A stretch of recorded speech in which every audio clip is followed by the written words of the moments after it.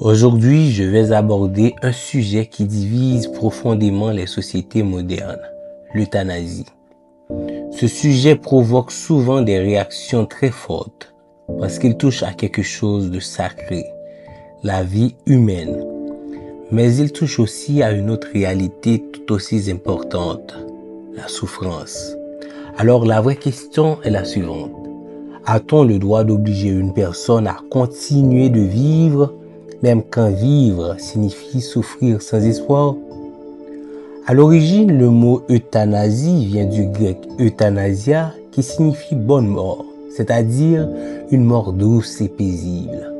Mais aujourd'hui, dans un sens moderne, l'euthanasie désigne une action ou une omission qui vise à provoquer volontairement la mort d'une personne atteinte d'une maladie incurable et qui souffre de manière insupportable.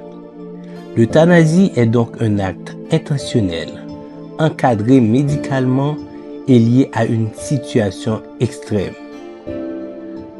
Ce débat n'existait pas autant dans le passé, parce que la médecine ne pouvait pas prolonger la vie comme aujourd'hui.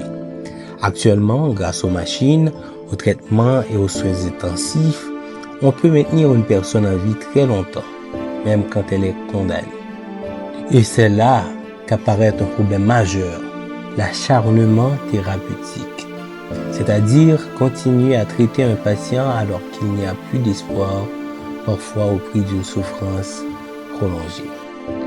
Donc la question devient, est-ce encore vivre ou est-ce simplement survivre?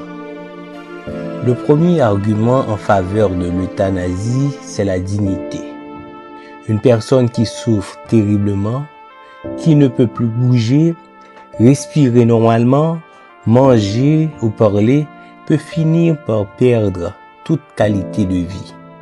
Et à ce moment-là, certaines personnes ne demandent pas la mort par désespoir, mais parce qu'elles veulent éviter une fin lente, douloureuse et humiliante. Refuser ce choix, c'est parfois condamner quelqu'un à une souffrance inutile. Dans ce cas, légaliser l'euthanasie peut être vu comme un acte de compassion. Laisser partir quelqu'un qui n'a plus d'avenir médical.